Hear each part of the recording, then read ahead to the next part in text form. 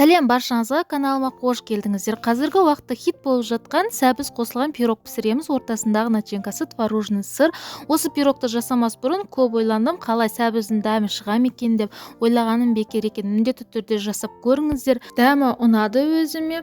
Каналыма тіркеліп алыңыздар, жоғалтып алмас үшін алдағы уақытта жаңа видео рецепттерімді өткізіп алмайсыздар. Келесі видеода осында хит болып жүрген санды медовик торттың рецептісін ұсынатын боламын. Ал кеттік, енді бастаймыз. Барлық ингредиентті алдын ала дайындап аламыз. Описанияға қанша грамм екенін жазып қалдырамын. Сол жерден көрсеңіздер болады. Осы терканы міндетті түрде майда көзінен өткізіп алыңыздар.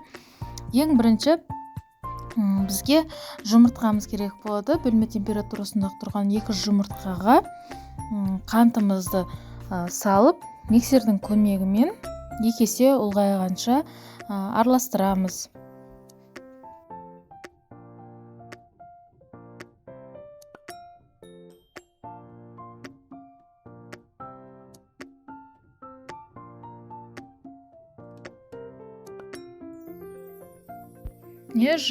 Дайын болды. Енді майымызды құйып, тағы да 1-2 миксерлеп жібереміз. Массамыз бір-біріне қосылу үшін. Сосын алдын ала иліктен өткізілген ұнымызға 1 шай қасық разрыхлительді салып, бір араластырып жіберіп, ұнның жартысын саласыздар. Бәрін бірден салып жібермейсіздер.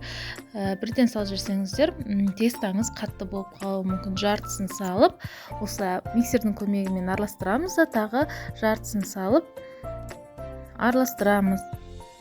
Осымен біздің осында тестамыз дайын болды. Енді келесінде сәбізді қосамыз. Міндетті түрде сәбізді, тәтті сәбіз қолданыңыздар. Сосын терканың ең кіші тісінен өткізіңіздер. Алдын ала турап алған жаңғағымызды салып, екеуін бір келкі масса болғанша араластырамыз лопатаның көмегімен.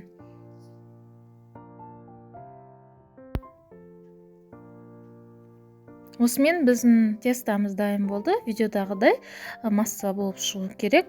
Оны бір шетке ала тұрамыз. Енді келесінде ортасындағы салаттың начинкасын дайындайтын боламыз. Творожный сырымызға осында қантымызды қосамыз. Бір жұмыртқамызды қосып, сосын бір ас қасық қаймағымызды қосамыз. Бір ас қасық кукуруз крахмалын қосып, миксердің көмегімен бір келкі масса болғанша араластырамыз. Осымен біздің начинкамыз дайын болды. Алдын ала печкамызды қыздырып қоямыз 180 градуста.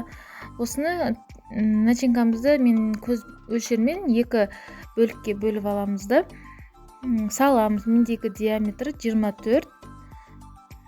Начинкасын жартысын салып болған соң жайғастырып шығамыз. Тегістеп.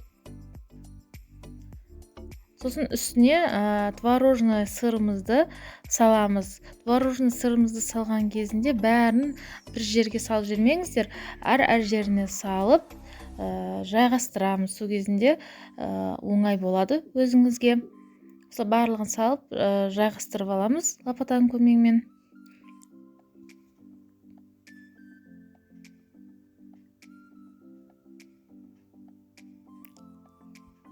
Творожный сырымызды жайғастырып болған соң, үстінен массамызды құямыз. Қалған массамызды тоже жан-жағына құйып шығыңыздар. Бәрінің ортасына бірдей төгіп жүрмеңіздер. Жайғастырғанда қиын болады. Осылай лопатаның көмегімен бір тегіс қылып жайып қоямыз. Қызып тұрған пеште 180 градуста беті қызарғанша пісіресіздер 30-35 минуттай. Қарап тұрыңыздар, осында ағаштың көмегімен білсеңіздер болады піскенін. Ағаш таяқшамыз құрғақ болып шығуы керек.